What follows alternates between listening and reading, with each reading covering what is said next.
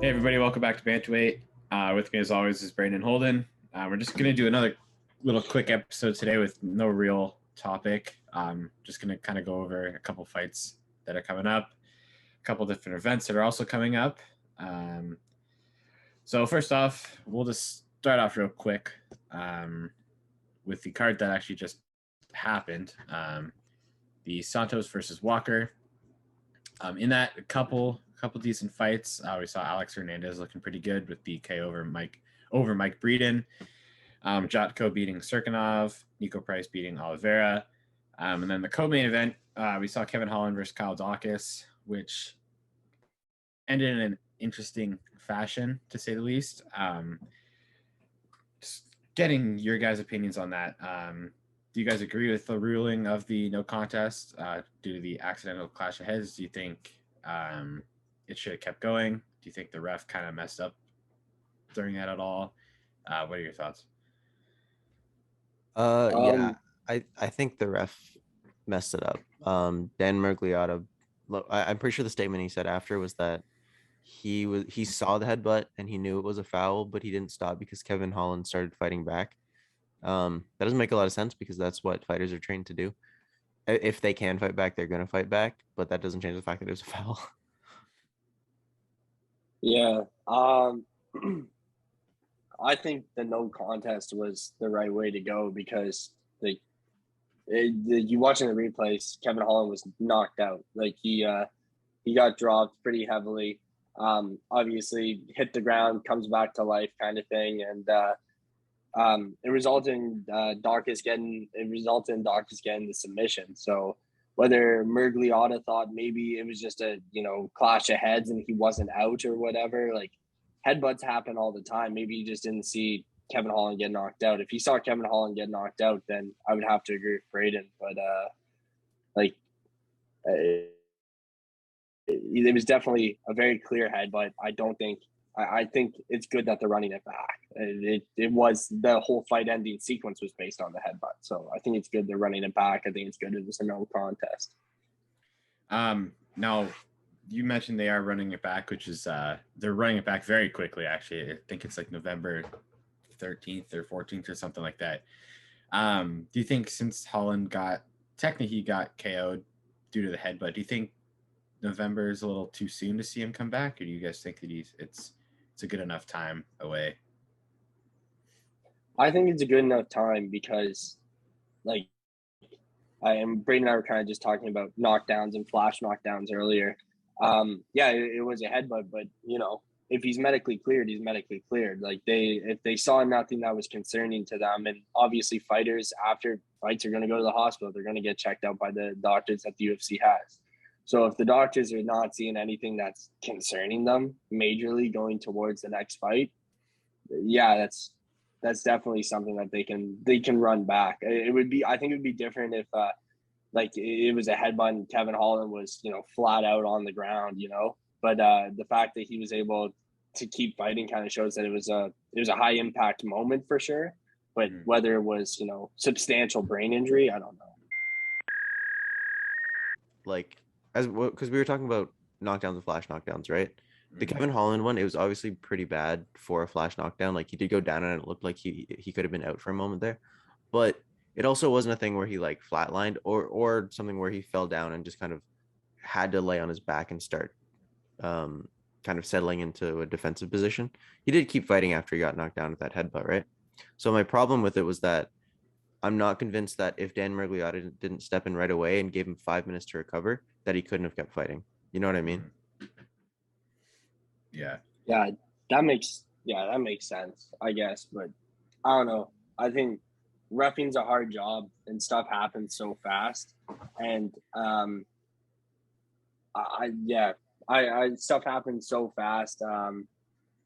I feel like it's bad. Like there's some fights where I think the headbutt, even though it doesn't work in a knockdown, kind of becomes more detrimental. I don't know if you remember, just because he's one of my favorite fighters, comes to mind. Paul Felder fought Mike Perry, Mike Perry, and there was a headbutt, but it opened a pretty bad gash over Paul's eye that was going down, and it's one of those things that how does that affect the fight going forward? Because obviously you're not stopping the fight for that type of headbutt, but now that person, has a possible doctor stoppage that might come into play, has blood that's going into their eye type of thing that's really affecting their vision and their defense on one side of their body. So I think headbutts are pretty hard to judge because obviously nobody, unless you're coming from left way and you're King Ledoux, I don't think there's anybody that's trying to headbutt anybody in the octagon.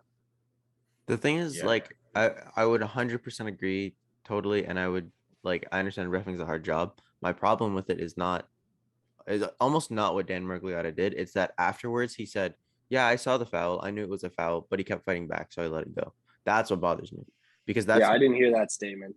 That's not making the wrong choice. That's not being decisive enough in the moment to step in, and then once like a couple moments have passed and the fight keeps going, now your moment's it's gone. Like you can't see the foul, let them fight for 20 seconds and then step in, right? So I think like whether it's the correct choice or the wrong choice, the one thing that refs really need to be is decisive. Like if there's a chance that they think it's a foul and there's a chance that they think the right thing to do is to like separate and give that guy his penalty, then like that's what I expect from a ref, right? So that's the only thing that bothered me. Fair enough. Yeah.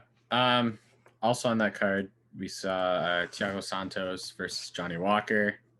Johnny Walker's, I'm pretty sure he was coming.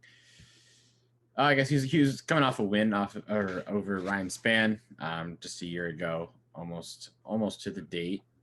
And then Thiago Santos, he was coming off a three fight losing skid. What do you guys think of both their performances? What do you think is next for both of them?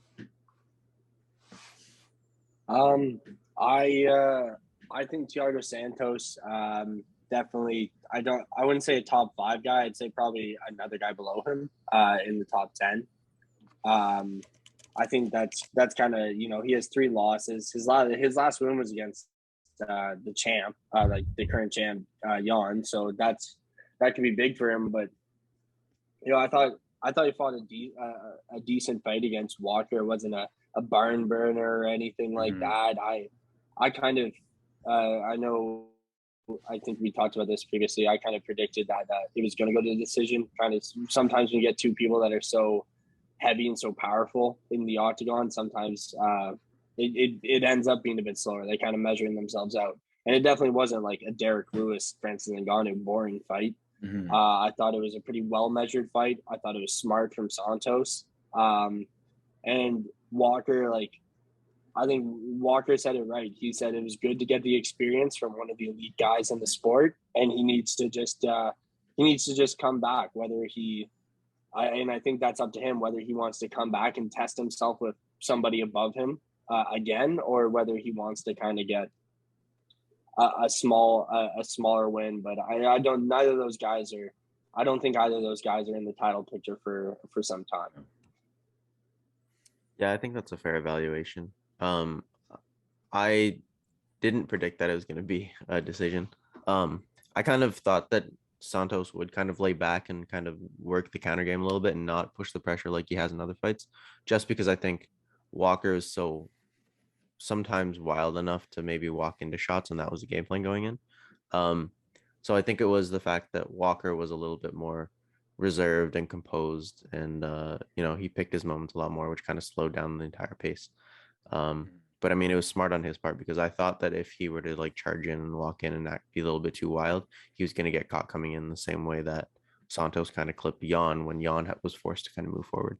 But yeah, it wasn't the barn burner that everybody kind of, made it out to be before the fight, but by no means was it like that boring of a fight. It was just, Yeah. I'm just looking at the rankings here. And I think for Thiago Santos next, maybe somebody like Dominic Reyes could be a good one. For both of them, I mean, Thiago Santos could get another win in his column against a pretty high name. Dominic Reyes is 6. He's 5 right now. Reyes could get a win back in the win column. He's on a 3-fight losing skid as well. So I think that fight could be pretty good. Thiago Santos versus Anthony Smith is always an option as well. But I also do like the Smith and Alexander Rakic fight. But for Walker, really anybody in the from 10 to 15, he's 10. So Ion Cutelaba, Jamal Hill, Ryan Spann or something like that. Where's Definitely Paul Craig at? Paul Craig's number 11, but I'm just not sure if they're doing the Gustafsson fight or not still. Remember they had that planned and then Gustafsson pulled out. I'm not sure if they're trying to reschedule that or anything like that, but I'd like to see those two guys face. I think they're two really good guys in that division too, like budding prospects in that division, and obviously they have completely different games. Yeah. I that's a fight I'd actually like to see if the Gustafsson fight obviously falls through. Yeah. There's some good fights though for both of them. Even if they're not top 3 guys, it's still pretty solid, right? There is like the Alexander Rakic. I'm not sure what they're doing with him. So yeah, it's up in the air. I feel like there's definitely a lot of good guys they could go against.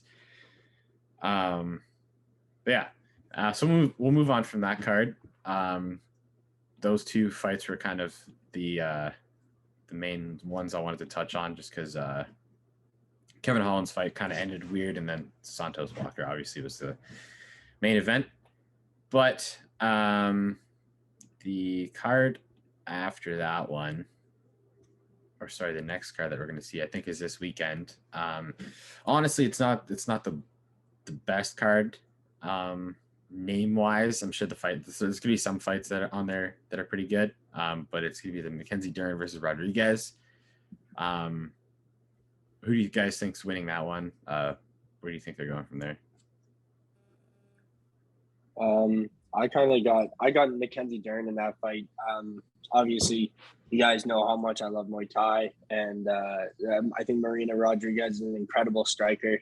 She's an incredible clinch striker too. Her knees from the clinch are devastating. And I think just watching her against Cynthia Calvillo, I saw she's good at scrambling to get back to her feet, but I think Dern will have a better opportunity to control her, to control Marina on the ground.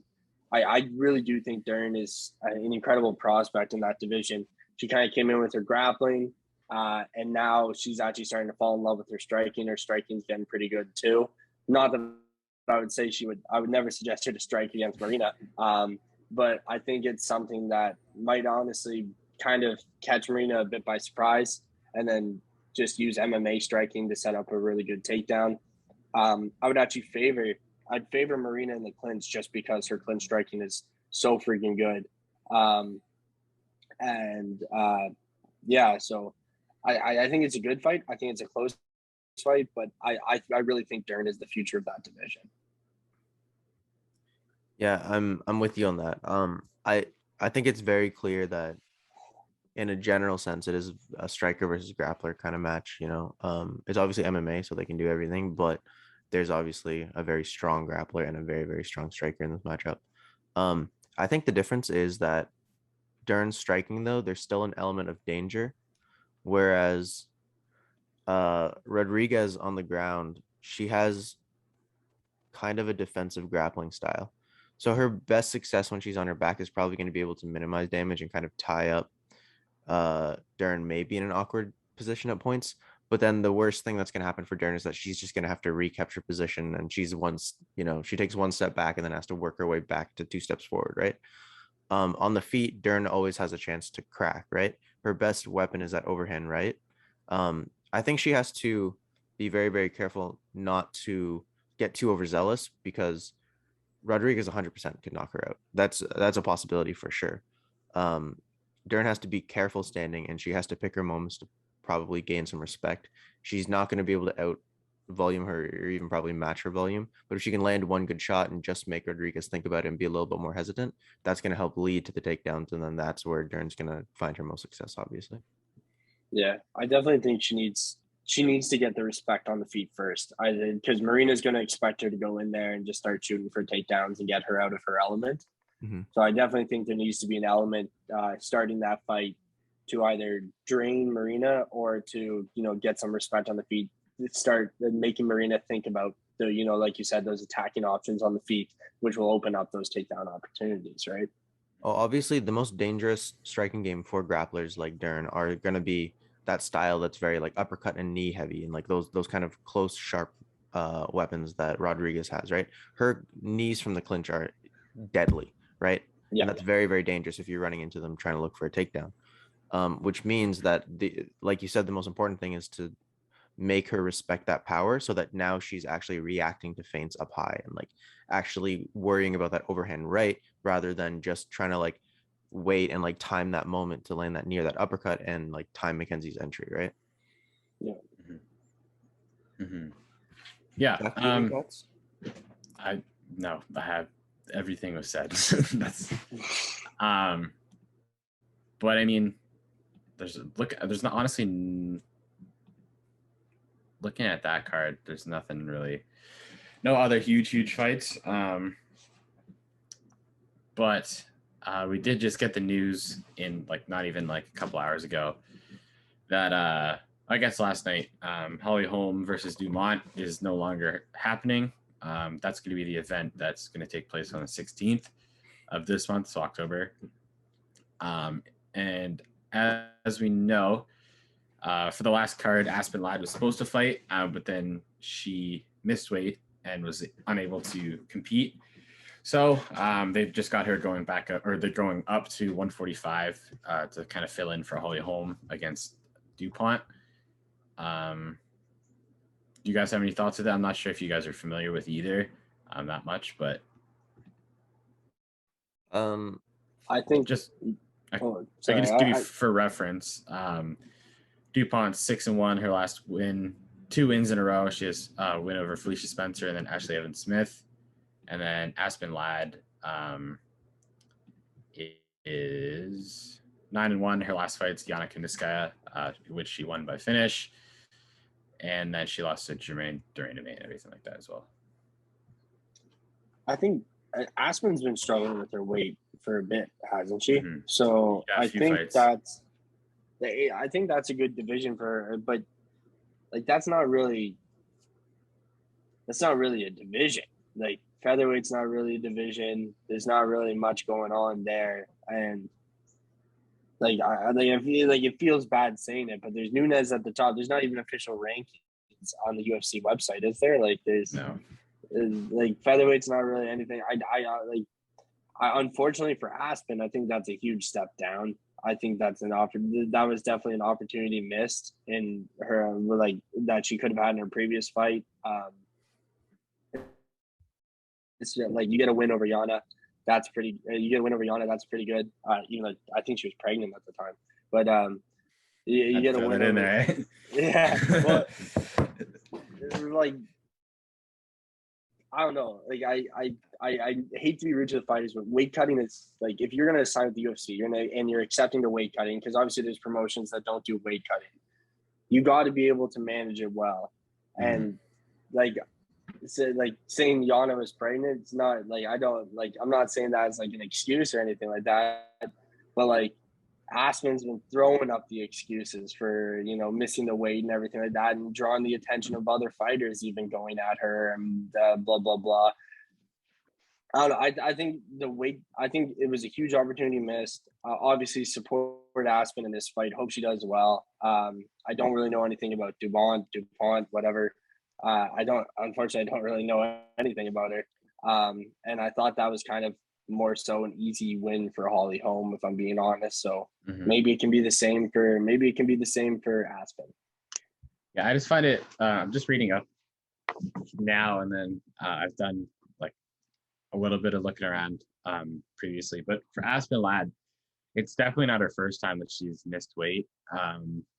Even back in her Invicta days, I think she's always, or not always, but she has missed weight a few times, coming in like 2.5 pounds over. And then going over to the UFC, she's also missed weight multiple times. And then even just has come out of fights like the day of just because she was ill. So it really kind of makes me wonder why she continues to kind of fight at bantamweight when she knows that she's going to have issues with the weight cut. So I think it's going to be interesting to see her kind of go up to 145. Maybe she goes up, she makes weight, she puts on a great performance, and she kind of realizes maybe this is where I should be. Now, there, like you said, there isn't a huge amount of featherweight fighters in the UFC division anyways. But maybe with this win, Aspinall kind of show other fighters to kind of that it's kind of okay to do the same thing that she's doing, going up into that division. Yeah, I don't know. It's going to be interesting to kind of see how she feels up at 145 instead of 135. When she did fight, she was fantastic at bantamweight, but I guess we're just gonna have to find out, right?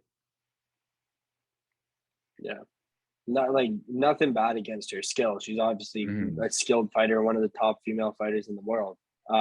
Just like it sounds bad to say, and obviously weight cutting is an awful thing, but you signed the contract. You got to make it, and there's only so many.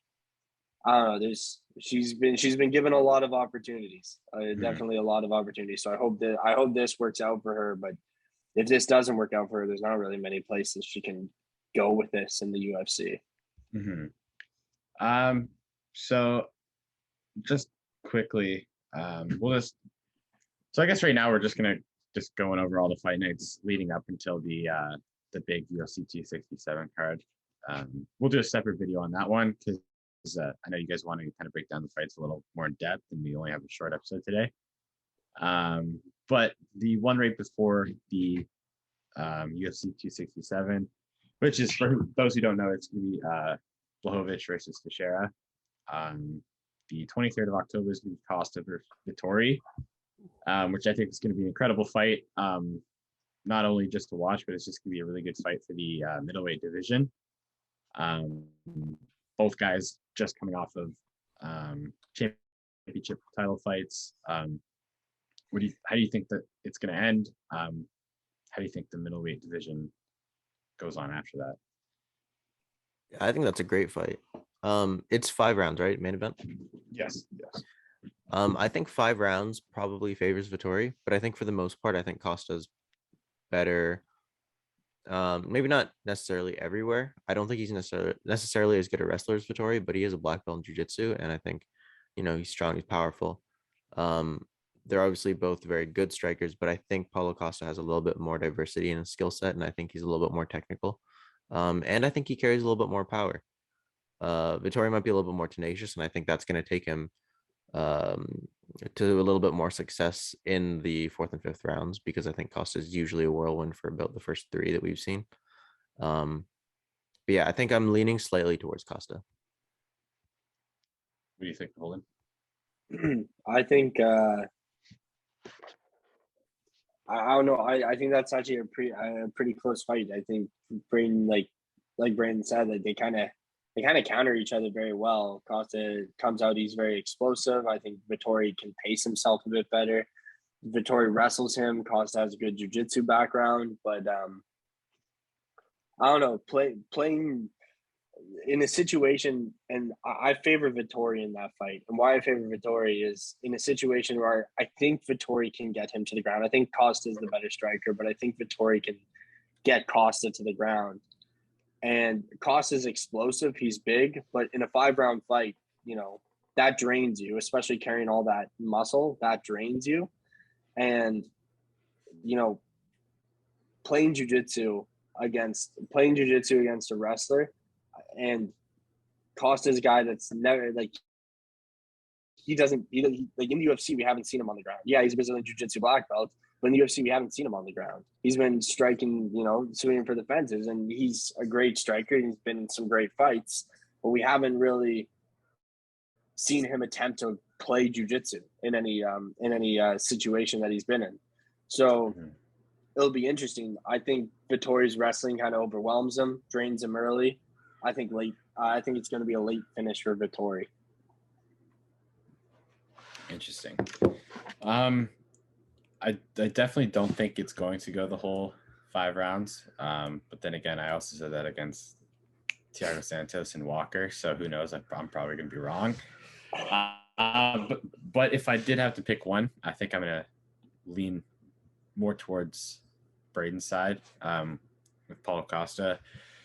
I think his striking is going to be a lot better than Vettori's, and I think his, not that we've seen it much, but that his jiu-jitsu game is going to be enough to kind of keep the fight standing.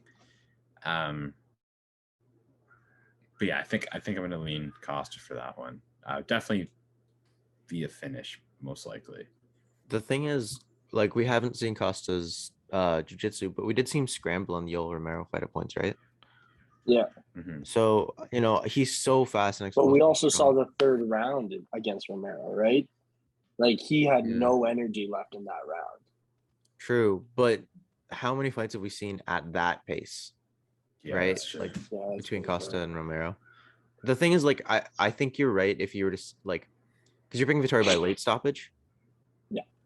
If it's going to happen, I think he's going to come on late because I think he's going to be playing catch up a little bit, just because I think for the most part everywhere, a fresh Costa is better than a fresh Vettori, but Vittori's style is an accumulative style. It's something that gets better over 5 rounds, whereas Costa is very much like not a sprinter in the way that he gets tired right away, but he's a guy who's trying to damage you with every shot. It's not like he doesn't play the long game as much as Vettori, I don't think. Yeah, fair enough. I think that's a close fight. I think it's gonna be a good fight. My only question is, like, what happens next for the winner of that fight? Because obviously Rob and Izzy's coming up, and Vettori and Costa are both coming off of losses to Izzy. Who's Brunson fighting? Jared Brunson's fighting Cannonier. Cannonier. But if Brunson wins that fight, he can't fight again unless it's for the belt. I think he has to fight for the title if he beats Cannonier. When's that fight? Is that fight coming up? Not anytime soon. I think in the next couple months. I think it might even be the new year. One sec. Because you could probably, like, if the timing works out, because I'm not sure exactly what the timing would be, but you could have the winner of Costa Vettori fight the loser of Brunson Cannonier. Mm-hmm. Yeah. That would at least get them 2 wins, and then that kind of puts them a little bit back into the title picture if they're impressive. UFC 270. I think it puts Costa back in the title picture. I don't know if it puts Vettori back in the title picture just because 2 losses to Izzy, and Izzy versus Rob. I think that one's a bit too close to call, to be honest. So it's true. It all really depends on who wins that fight, right? Yeah. Because say Rob does win that fight, then you have a whole. You got to get a rematch. You got to get a rematch. There's a rematch, and then there's a whole new, like, I guess, like, couple people he's never even faced, right? But if Izzy wins, he's already beat Vettori, he's already beat Brunson, he's already beat Costa, right? So it's kind of hard to say. It will also depend on. Sorry, go ahead. Oh, I was just gonna say, who hasn't Izzy beat really in that division? Kevin Holland. Kenny, yeah. Luke Rockhold. But Strickland. I don't think Cannonier beats Brunson. I think Brunson's on a shot for the title right now. Juan Brunson, man, he's something else.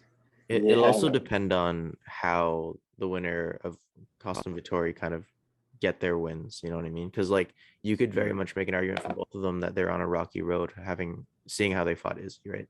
Like you said, Vettori lost to him twice, and then Costa kind of just got starched. It was the least impressive we've seen Costa in the octagon ever. So, you know, for both of them, you could make the argument that maybe even 2 fights, if they're not that impressive, aren't even enough to put them back into that title contention. So it will really depend on the details how these fights play out. Yeah, for sure. Yeah. So we'll wrap it up there. Just wanted to do a quick episode for everybody. Just kind of going over the couple fight nights that are upcoming before the big UFC 267 card on the 30th of this month. We'll probably do another one here soon, going over that card in depth, just because it could end up being one of the better cards that we've seen in a long time. Yeah, hope you guys enjoyed. Thanks for watching. See you next time.